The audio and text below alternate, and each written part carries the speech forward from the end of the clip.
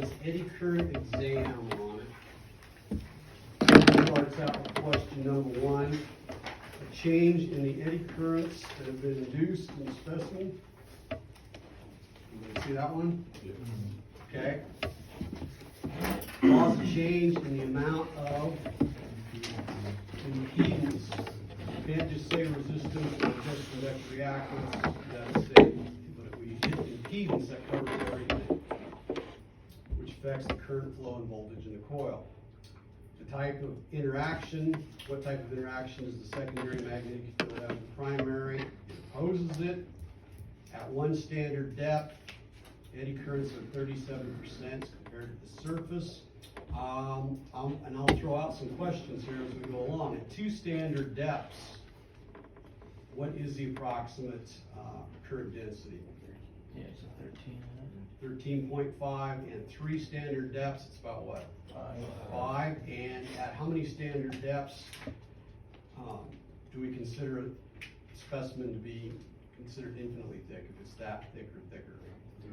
3 standard depths. I'm going to plot back on the conductivity curve. Eddy current test system, which leg of the bridge circuit is adjustable? That would be the reference leg, not the inspection leg. What circuit and instrument changes the frequency? You could either say the oscillator or the generator. 6, planar eddy currents flow parallel to the surface. About the only ones that don't that we use here would be the ones out with sliding probes. 7, the strength of secondary magnetic field and the test specimen is directly related to what? It's always related to the strength of the eddy currents. How many missed that one? You? And how many put primary magnetic field? Anybody? It's related to the strength of eddy currents. Okay. 8. As heat is increased. So first thing I think of when I see a question like that, okay, heat's increasing, that means conductivity is going down, resistivity is going up. Boom, right away I think that.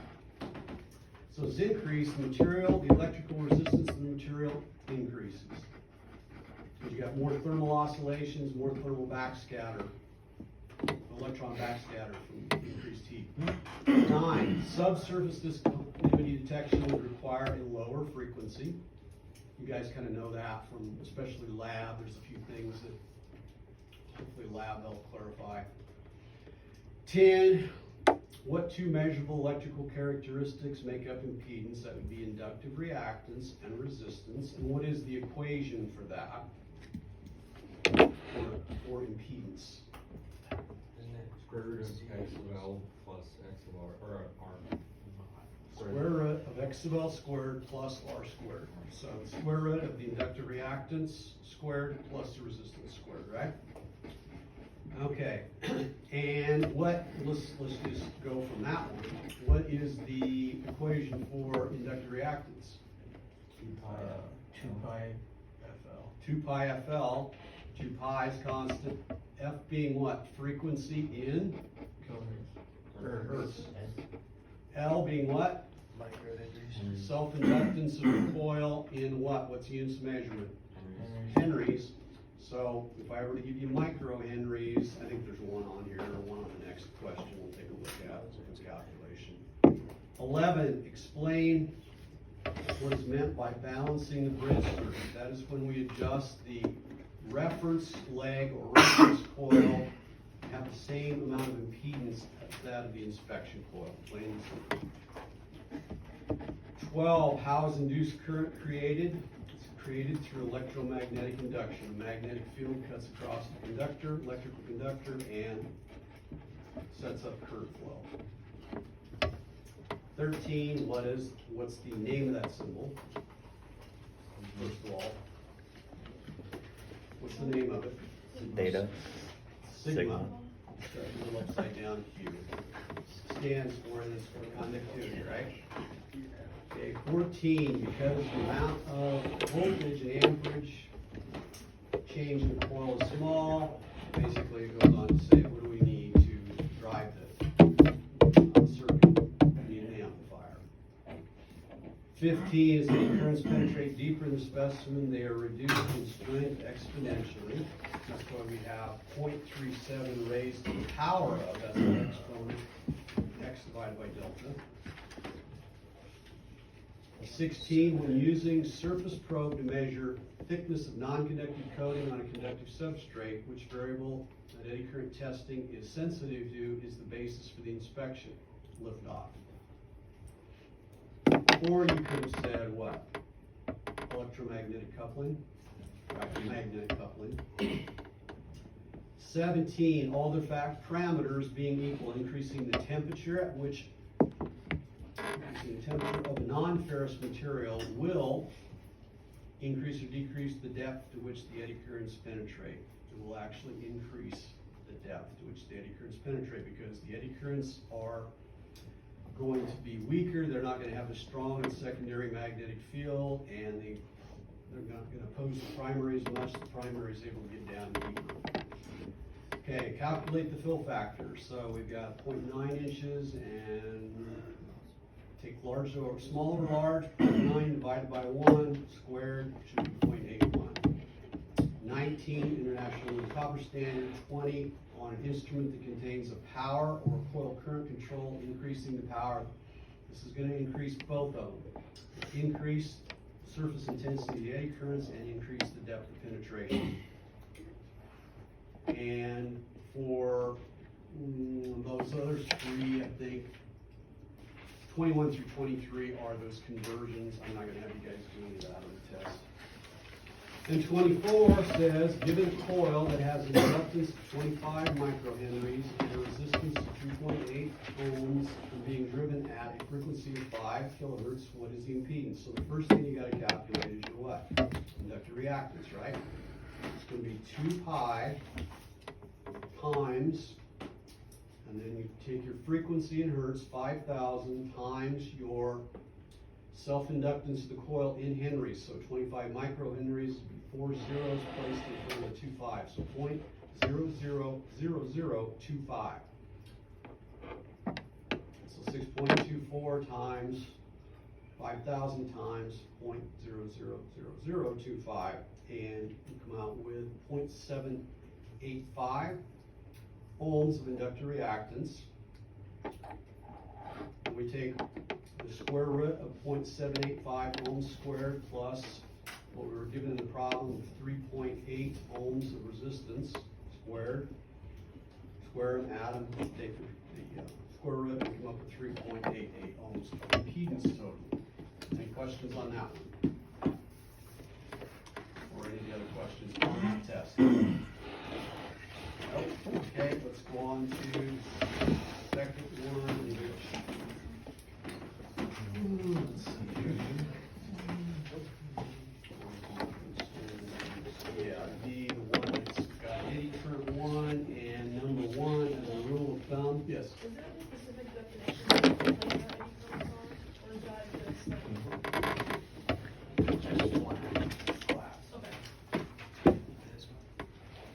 Okay, so number 1, it says as a rule of thumb when performing on a conductivity test, the eddy current frequency to be selected that will provide a maximum of, so we want that frequency to establish at least 3 standard depths on the bottom surface of the part.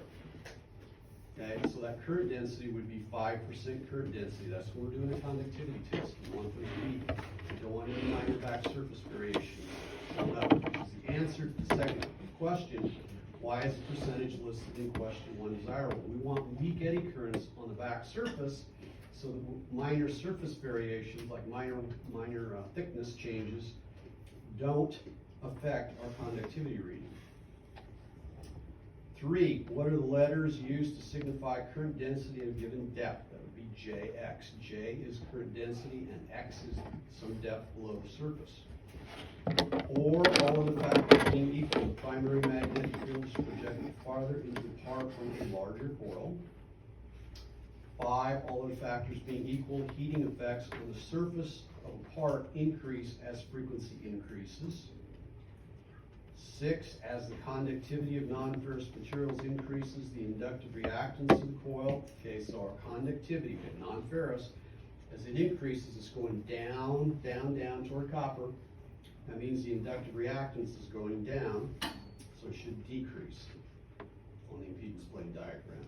7 define what an impedance plane diagram is. It is a graphical representation of impedance changes in the test coil as different test conditions change. 8, when using the basic standard depth formula to calculate where one standard depth will occur in a given material, what assumption must be made about the thickness of the material and why would this assumption be relevant? It assumes that the material is infinitely thick, because if it wouldn't, it would cause the eddy currents to compress and it would shift where those standard depths of penetration would occur. It would change it. 9, a blank fill factor is more desirable. That's because we're going to have stronger eddy currents because we got better electromagnetic coupling. So it's going to be more sensitive to defect detection.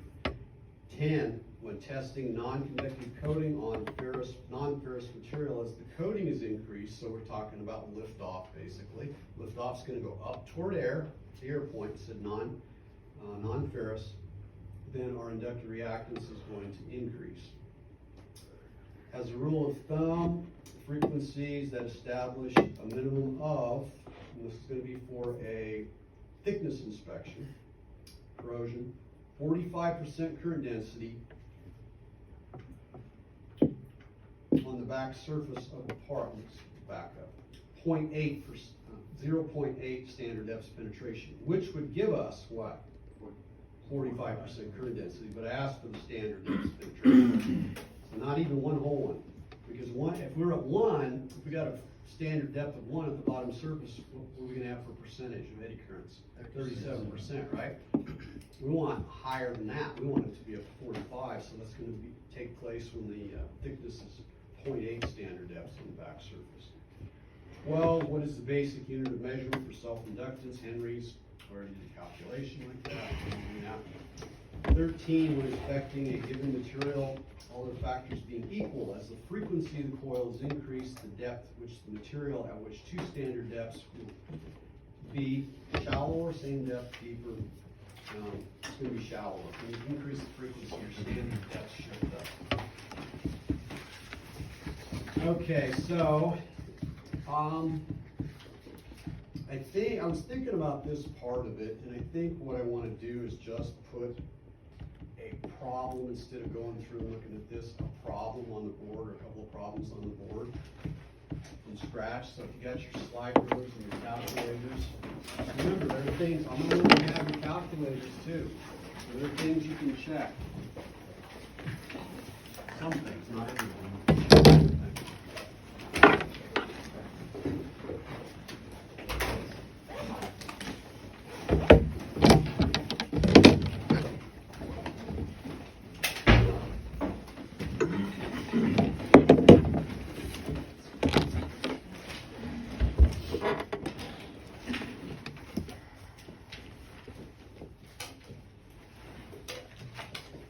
Cadmium and actually we'll do it like this. Frequency for volumetric, or I could just say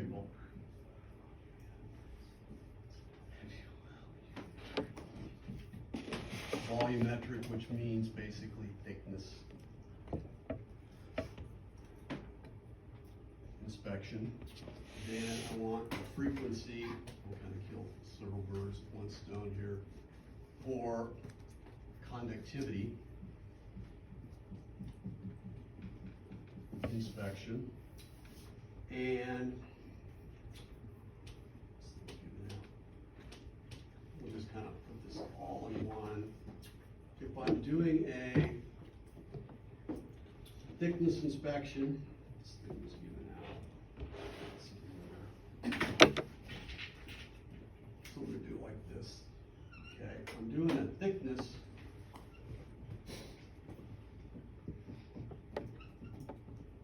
inspection.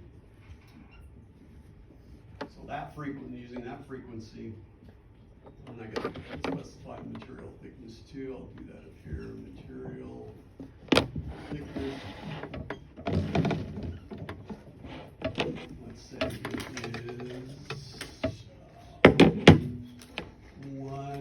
of an inch. Okay, so if I'm doing a thickness inspection with that frequency right there that's calculated, what is JX, current density, at